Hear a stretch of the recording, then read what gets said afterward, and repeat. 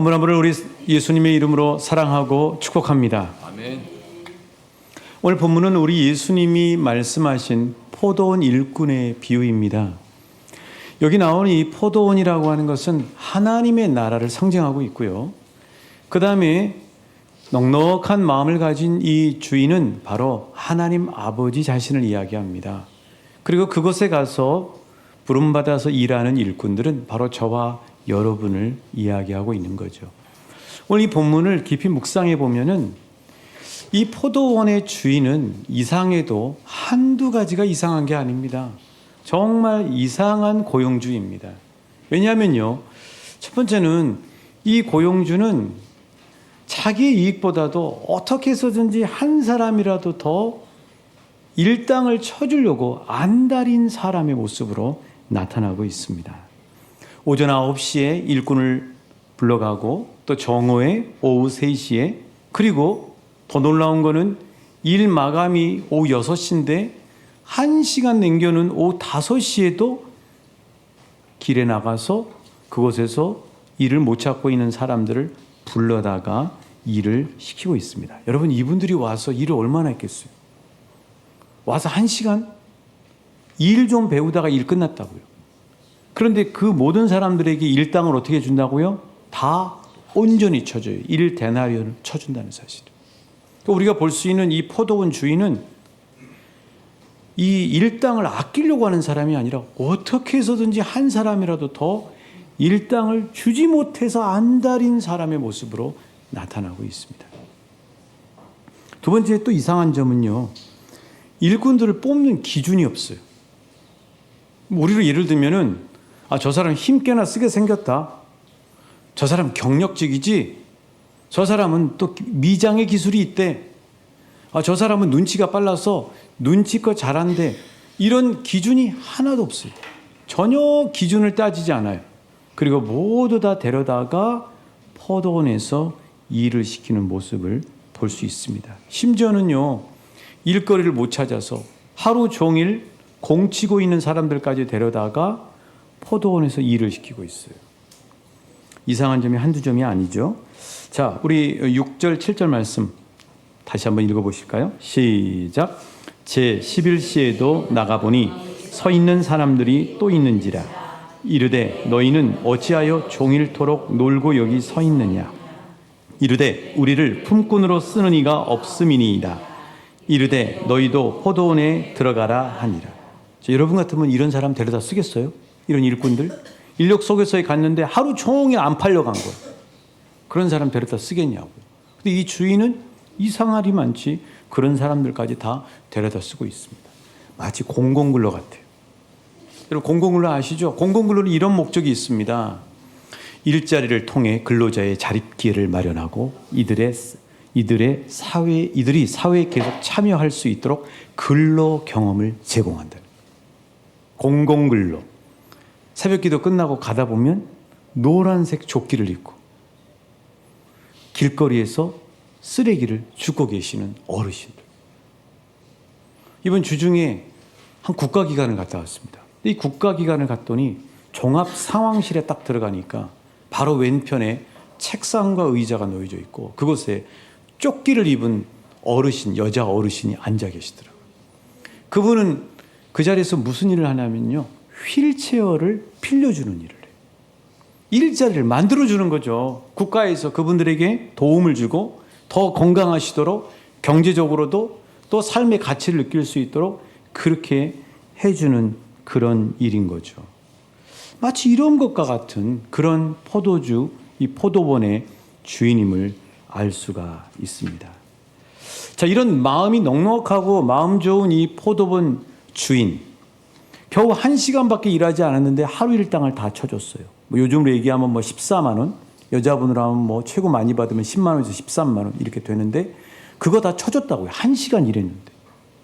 그런데 시험 든 사람들이 있는 거예요. 왜요? 아침 9시부터 벌써 9시간을 일하고 6시간, 적게는 3시간을 일한 사람들은 1시간 일한 사람들부터 먼저 일당을 쳐주는 것을 보고 내심 마음속에 기대를 했겠죠.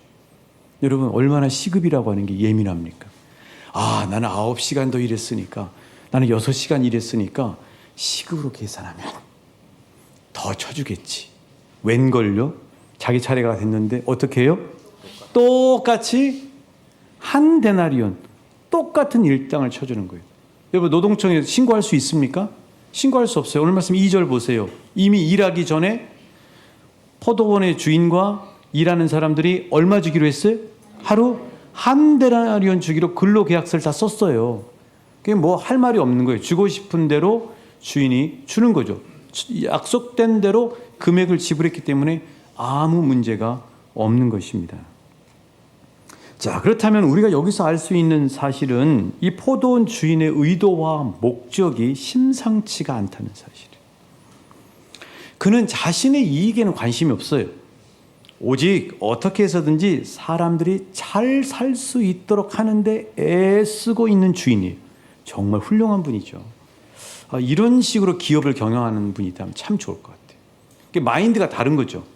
내가 사업을 확장하는 이유가 한 가정이라도 더 이렇게 건강하게 경제적으로 지원이 돼서 하나님 나라를 이룰 수 있다면, 이런 그 기업의 마인드를 가지면 참 고용인들한테도 존경을 받고 덕이 되지 않을까 하는 생각이 들어요. 그런 사람인 거죠. 자, 여러분, 예수님은요, 이 비유를 통해서 이 포도원 주인을 통해서 누구를 이야기하실까요? 하나님 아버지의 마음을 이야기해 주는 거예요. 저와 여러분을 향한 하나님 아버지의 마음이 이렇다는 거예요. 하나님은 어떻게 하시길 원하신다고요? 우리 디모데전서 2장 4절 말씀입니다. 시작. 하나님은 모든 사람이 구원을 받으며 진리를 아는 데 이르기를 원하십니다. 하나님은 저 똑똑한 사람이, 저 잘난 사람이, 저 특정한 지위에 있는 사람이 구원받기를 원하시는 것이 아니라, 하나님은 어느 누구나 주께 나오라, 어서 와서 주의 말씀 들으라, 하늘아버지가 오라 하시니 어느 누구나 오라. 3절이 이렇죠. 언약하신 대로, 언약하신 대로 이룰 것이. 아무나 그 언약, 아무나 그 언약 받을 수 있네. 받는 사람에게 생명이로다.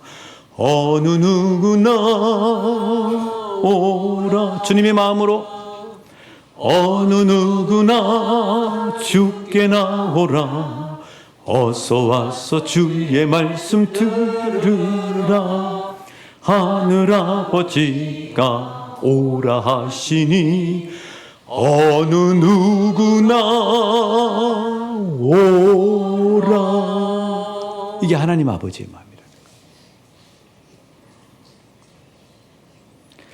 자, 그런데 하나님은 어떤 방법으로 사람들을 구원하신다고요? 그러니까 이 포도원에 들여보낸다는 얘기는 하나님 나라 천국에 들여보낸다는 거예요. 하나님이 어떤 방식으로 사람들을 그 안에 집어넣어요? 따라 하십니다. 일거리와 일자리를 통해. 그래요. 하나님은 일거리와 일자리를 통해서 그 영혼이 구원받게 하시고 하나님 나라 안에 살도록 하시는 전략을 쓰신다는 거예요. 그래야 기분이 안 나쁘겠죠.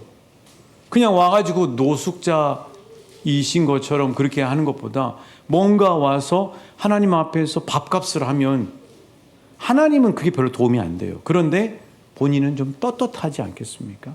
하나님은 일거리와 일자리를 통해서 구원하시고 그리고 하나님 나라에 묵기를 원하신다고 하는 사실이에요. 그게 저와 여러분에게 주신 직책과 직분과 섬김과 선교예요. 여러분 직분 가지고 계시죠? 여러분 국장, 부장으로, 오늘 찬양대원으로, 교사로, 영부로, 또 운전 봉사하시는, 또 식당 봉사하시는, 안내로, 또 봉헌위원으로 하나님이 그렇게 우리에게 일거리와 일자리를 주신 이유가 뭐예요? 하나님이 이익을 얻기 위해서, 따라하십니다. 나를 위해서 부르신 거예요.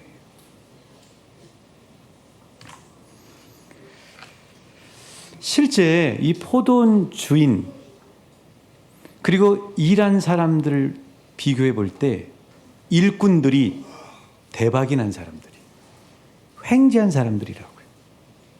이 당시 배경으로 한번 같이 들어가 보죠.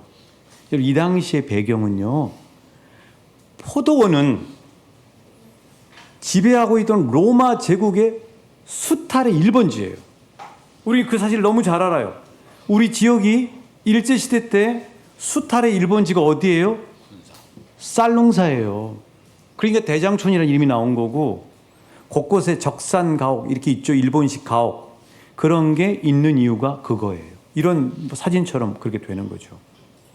수탈의 1번지가 뭐냐면 포도밭이라고요. 그러면 이 당시에 저와 여러분 같은 일반 서민들은 포도 맛을 볼 수 있을까요, 없을까요? 포도 맛을 못 봐요. 다 걷어가 버리니까. 다 걷어가 버리는 거예요. 그래서 심지어는 포도 맛도 못 보고 원액 포도주 맛도 못 봐요. 그럼 언제 보느냐? 특별한 날, 결혼식 같은 잔칫날만, 그것도 원액에 물을 섞은 거. 너무 양이 없으니까 물을 섞어져 있는 포도주를 맛보는 거예요. 그래서 요한복음 2장에 보면 가나 혼인잔치에서 나중에 나온 포도주가 이렇게 맛이 좋다고 사람들이 이야기하는 이유가 그런 맥락에서 벌어지는 거예요. 자, 그러니까 이 포도원으로 일꾼으로 부름받은 사람들은 엄청난 혜택을 받는 거예요. 첫째, 뭘 맛을 볼 수가 있어요? 포도를 맛볼 수가 있어요. 평상시는 포도를 씨도 못 본다니까요. 다 걷어가 버리니까. 그렇게 끝났나요? 이 마음씨 넉넉한 주인 아마 포도원에서 일한 사람들에게 포도를 싸줬을 거라고요. 그럼 싸주면 가족들하고 그날 저녁에 가서 포도를 맛보겠죠. 여러분, 그게 얼마나 행복이에요. 행복은 대단한 게 아니에요. 우리 가족 식구들하고 맛있게 행복하게 이야기하면서 살아가면서 밥 먹는 게 행복이거든요. 그런 행복을 누리게 된 거죠. 그래서 그 중에 아마 일부는 그 포도를 가지고 좀 말려서 건 포도로 드신 분도 계실 거고, 또 그 찌꺼기는 뭐 하느냐? 상처 치유제예요, 여러분. 그 사마리아 사람이 중간에 여리고로 내려가다가 도적 만난 사람 있을 때 그 상처를 포도로 씻어주잖아요. 상처 치유제로 또 집에서 썼을 거라고. 뿐만 아니라 심지어는 아무도 안 사가서 오랫동안 하루 종일 공치고 있던 사람들이, 그 사람들은 계속 누적될 수밖에 없어요. 저 사람들은 일 경험이 없으니까 계속 불러낼 때마다 기회문이 없다고요. 그런데 이 넉넉한 포도원 주인 때문에 그들은 부름받아서 일한 게 경험이 돼가지고 이제는 취업 보장의 문이 열리게 되는 거예요. 경력이 쌓여지니까요. 그러니까 알고 보면 이 포도원에 초대받아서 부름받아서 일하는 일꾼들은 일당뿐만 아니라 포도도 맛보고 포도의 여러 부산물들도 맛보고 가족들도 행복을 느끼고 경력까지 쌓아지는 엄청난 혜택과 유익을 받겠죠. 이런 복을 받은 거예요. 그런데 똑같이 일당 쳐줬다고 먼저 온 사람들이 뭐라고 해요? 항의해요? 여러분, 받은 경험 엄청 많아요. 사실 항의할 것도 안 되고 항의할 거리도 못 되는 거죠. 하나님이 저와 여러분을 부르신 목적도 이와 똑같아요. 하나님이 저와 여러분을 직분자로 봉사자로 부르신 이유는 첫 번째, 여기서 볼 수 있는 사실은 하나님은 우리의 능력이나 자격이나 경력이나 학력이나 또 건강, 나이 따지지 않고 있는 그대로 부르셔요. 하나님 그렇게 부르시는 거죠. 자, 사도 바울이 고린도 교회 성도들에게 이렇게 얘기하죠. 고린도전서 1장 26절 말씀입니다. 같이 읽어보실까요? 시작. 형제들아, 너희를 부르심을 보라. 육체를 따라 지혜로운 자가 많지 아니하며 능한 자가 많지 아니하며 문벌 좋은 자가 많지 아니하며.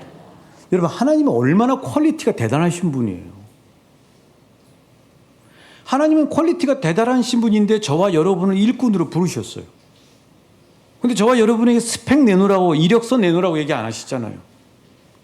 그냥 하나님은 저와 여러분에게 일을 맡기시는 거예요. 직분을 맡기시는 거예요. 그 자체만으로도 너무나 감사한 거예요. 왜요? 하나님 앞에 일꾼으로 부름받은 거예요. 감사와 영광이죠. 근데 이 사실을 아는 분들이 있어. 한 노권사님은 제가 부목사 때 권사님 주보 접으시게요 그러면은 목사님 감사해요 저를 불러주셔서 권사님 전도하러 가시죠. 목사님 감사해요 저를 불러주셔서 가시죠. 이렇게 임하시더라고요. 이분은요 알아도 뭐를 아는 분이에요. 나 왜 나를 불러? 이게 아니고 하나님이 자신을 불러주셨다는 사실을 알아요. 그 뭘 알아요? 한번 따라 하실까요? 하나님 앞에서 사역은 일이 아니라 상급이다. 상급이에요, 여러분. 그걸 알기 때문에 불러주시는 게 감사한 거예요. 두 번째로 이 예수님이 포도원 주인을 통해서 우리에게 알려주시는 두 번째 메시지는 뭐냐면은 하나님은 우리가 하는 일의 결과와 성과를 따지지 않는다는 사실이에요. 여러분, 이 포도원 주인은요, 자기 농장으로 부를 때 이 일꾼들에게 일당을 쳐줄 때 그날 얼만큼 땄어? 얼만큼 일했어? 하나도 따지지 않아요. 그리고 모두 다 일당을 온전히 쳐줘요. 그게 하나님 아버지라는 거예요.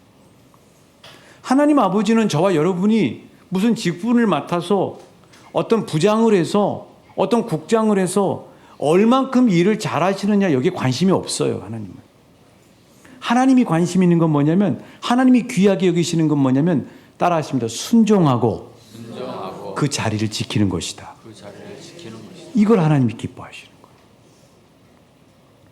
자, 우리가 전세대 예배 때 암송을 합니다. 참 우리 성도님들 대단하세요.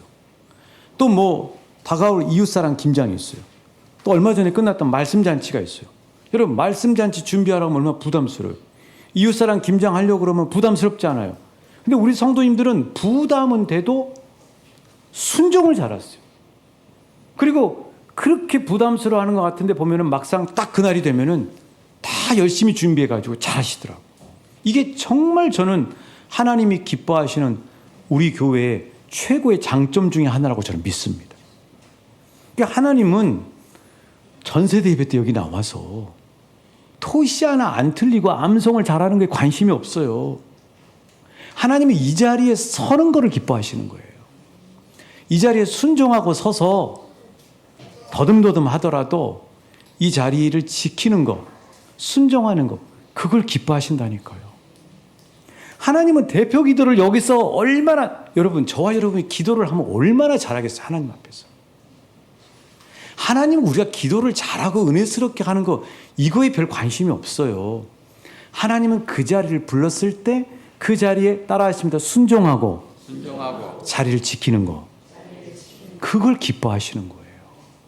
그래서 사랑하는 여러분, 혹시 예배 때 기도 자리에 부름받았을 때 우왕청심만 드시지 마시고 그냥 나가서 한마디를 하더라도 그 자리를 지키시는 하나님 앞에 정말 영광 돌리시는 한 분 한 분 되시길 주님의 이름으로 축복합니다. 너무 대단한 거는 우리 교회는 그 자리에 그 사람이 안 나오면 구역장 인도자님들이 그 자리를 지키는 거예요.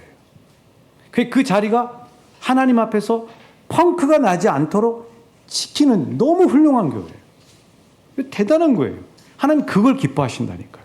세 번째로 우리가 볼 수 있는 사실은 이렇게 자격이나 능력도 따지지 않고 결과나 성과도 중요하게 생각하지 않은 이 포도원 주인은 온통 마음이 뭐냐면 자기의 유익이 아니라 불러놓은 일꾼들에게 많은 혜택과 유익을 주는 데 초점을 두고 있다는 사실이에요. 자, 하나님이 저와 여러분을 직분자로, 봉사자로, 이웃사랑 김장으로 또 여러 행사로 부르시는 목적도 거기에 있어요. 여러분, 저와 여러분이 절대 착각하시면 안 돼요. 하나님은요, 하나님 당신이 다 하실 수 있어요. 믿으시죠? 능력의 하나님이요. 하나님은 천군 천사 다 불러서 다 하실 수 있어요. 근데 그 자리를 비워놓으신 거예요. 그 자리를 왜 불러놓으셨어요? 따라하십니다. 나에게 많은 혜택과 유익을 주기 위해서.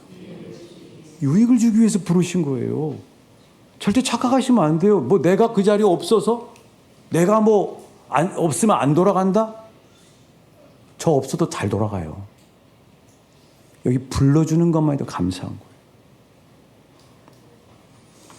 그럼 하나님은 어떤 유익을 주시느냐? 아까 말씀드렸죠. 포도도 맛볼 수 있고 건포도, 치유제, 일당, 경력. 그 또 하나는 뭐냐면요. 이 말씀 묵상하면서 깨달았는데, 자, 여러분, 포도밭에서 포도를 막 따다 보면 머리부터 발끝까지 뭐가 튈까요? 포도가 튀겠죠. 그러니까 아무리 깨끗하게 옷 입어도 일하면은 저녁에 다 끝나면 어떻게 되겠어요? 머리부터 발끝까지 포도가 다 튀는 거예요. 포도 색깔이 물드는 거예요. 이 포도 색깔이 뭐예요? 포도주가 뭘 상징해요? 따라하시면 예수님의 피. 예수님의 피에 물드는 거예요.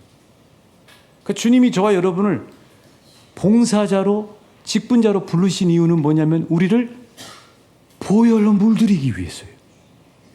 보혈로 물들이기 위해서. 그래서 우리를 직분자로 부르셨다는 사실이에요. 이 부목사로 사역할 때 이제 이맘때가 되면은 교회 이렇게 조직과 부원들 이렇게 다시 한번 정리를 하잖아요. 그래서 직장 생활을 해본 제 입장에서는 교회 수첩에 있는 부서를 보니까 너무나 비효율적인 거예요. 아니, 제대로 돌아가지도 않는 부서. 그리고 그 부서에다가 1년 동안에 한 번도 관심도 갖지 않는 그런 사람들 부원으로 다 이름을 넣는 거예요. 전부 다 넣는 거예요. 그래서 이거 구조조정해서 없앨 거 없애고 실질적으로 움직이는 것만 이렇게 하는 게 효율적이고 낫지 않은가? 근데 여러분, 그건 제 짧은 생각이에요. 이 포도원 농부의 비유처럼 하나님 나라 원리는 뭐냐면은 그 사람이 일을 하든 안 하든 그 부서가 제대로 돌아가든 안 돌아가든 모두 다 일거리와 일자리를 통해서 거기다 엮기를 원하시는 거예요. 마치 히말라야 산 올라가는 등산객하고 이 등반객하고 똑같은 거죠. 여러분, 그 높은 암벽을 올라가는 사람은 반드시 뭐가 필요하냐면 안전고리가 필요합니다. 안전고리. 그 안전고리에 딱 걸려야 저 천리 낭떠러지 길로 떨어지지 않아요. 그리고 저 정상의 꼭대기까지 올라갈 수가 있는 거죠. 하나님이 그 안전고리로 저와 여러분에게 착 걸어놓으신 게 뭐냐면 직분이에요. 일거리라고요. 이웃사랑 김장이라고요. 교회 사역이라고요. 그걸 통해서 저와 여러분을 착 걸어놓은 거예요. 그렇게 되더라는 거예요. 하나님이 저와 여러분을 구원의 여정에서 빠지지 않도록 안전거리로 엮어놓으신 게 뭐냐면 직분이에요. 그게 저와 여러분에게 주신 일거리와 봉사와 사역이라는 거예요. 그걸 통해서 얼마나 많은 유익을 얻어요? 하나님 나라 유익을 얻어요. 내가 계속 기도하게 돼요. 발전하게 돼요. 또 하나님 말씀 붙잡게 돼요. 그렇게 하나님은 우리를 이끌어 가시는 거죠. 그게 바로 에베소서 4장 11절부터 14절 말씀이에요. 말씀 같이 한번 읽어보실까요? 새번역 성경입니다. 시작. 그분이 어떤 사람은 사도로, 어떤 사람은 예언자로, 어떤 사람은 복음 전도자로, 또 어떤 사람은 목회자와 교사로 삼으셨습니다. 그것은 성도들을 준비시켜 봉사의 일을 하게 하고 그리스도의 몸을 세우게 하려는 것입니다. 그리하여 우리가 하나님의 아들을 믿는 일과 아는 일에 하나가 되고 온전한 사람이 되어 그리스도의 충만하심의 경지에까지 이르게 됩니다. 우리는 이 이상 더 어린아이로 있어서는 안 됩니다. 우리는 인간의 속임수나 간교한 술수에 빠져서 온갖 교훈의 풍조에 흔들리거나 이리저리 밀려다니거나 하지 말아야 합니다. 저와 여러분에게 주신 직분은 그래서 감사해요. 많은 혜택을 누리고 있는 것이라고요. 나에게 유익이 되는 거예요. 우리가 뭐 하나님 앞에 얼마나 하겠어요? 우리가 한다고 하나님 무슨 도움이 되겠어요? 하나님이 나를 위해서 천국이라고 하는 포도원 안에 나를 두기 위해서 늘 그것 때문에 긴장하고 그 책임감 때문에 더 하나님 앞에 나올 수 있도록 하기 위해서 하나님이 하신 거라고요. 하나님이 우리에게 주신 것을 따라하십니다. 나의 영혼을 구원하고 나를 성숙시키기 위해서 직분자로 부르셨다. 책을 하나 가지고 나왔는데요. 죽을 때 후회하는 25가지라는 책입니다. 자, 이 책을 쓴 사람은요, 일본 의사예요. 호스피스 병동의 의사입니다. 오추 쇼이치라고 하는 의사예요. 이 의사가 2008년도부터 호스피스 병동에서 인생의 마지막을 둔 사람들을 수없이 치료하면서 그 사람들과 대화하면서 깨닫게 된 사람들이 죽음을 앞에 두고 후회하는 25가지를 이렇게 정리해놨어요. 오늘 주보에다도 목회단상에도 넣어놨는데, 여기 보면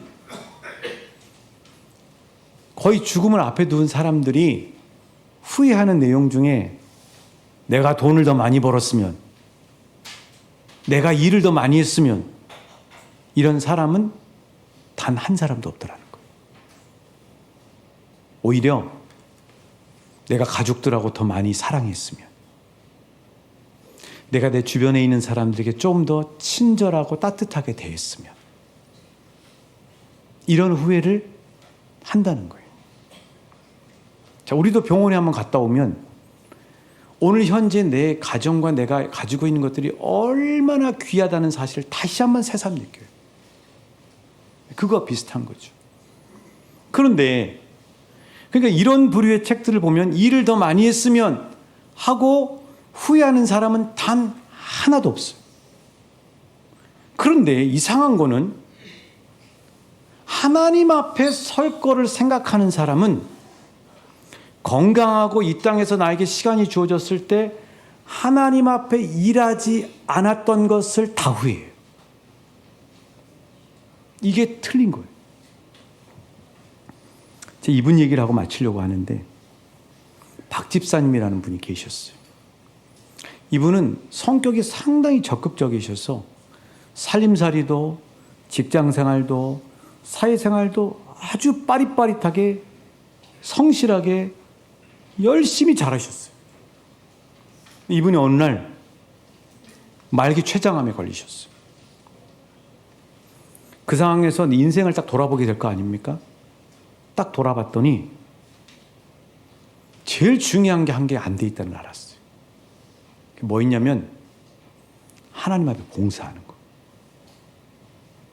하나님 앞에 갈 생각을 하니까 주님 앞에 딱 앉았을 때 할 얘기가 없더라는 거예요.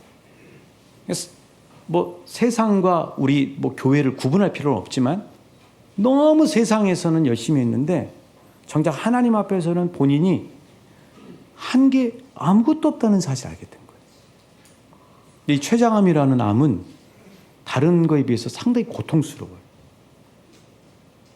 그런데 이 집사님은 그때부터 매일매일 교회를 나와요. 그 어디로 가느냐? 지하에 있는 주방으로 내려가시고, 주방에 설거지도 하시고, 식탁도 닦으시고, 얼마나 기쁘게 하시는지 몰라요. 그 어느 날 인도변에서 저하고 만났어요. 근데 그날따라 하나님이 햇볕을 스포트라이트로 쫙 비춰주시는 거예요. 박 집사님은. 집사님하고 대화를 하는데, 집사님 힘드실 텐데 어떻게 그렇게 기쁘게 봉사하세요? 하고 여쭸더니 집사님이 하시는 말씀이, 목사님, 내가 하나님이 치유해 주시면 좋겠지만 이제 와서 보니 주님 앞에 서서 이야기할 게 하나도 없더라고요. 그래서 제가 남은 시간이 얼마 있는지는 모르지만은 주님 앞에 그래도 이야기하려고 이렇게 나와서 봉사를 하는데, 막상 봉사를 해보니 참 감사하고 기쁘고 좋네요.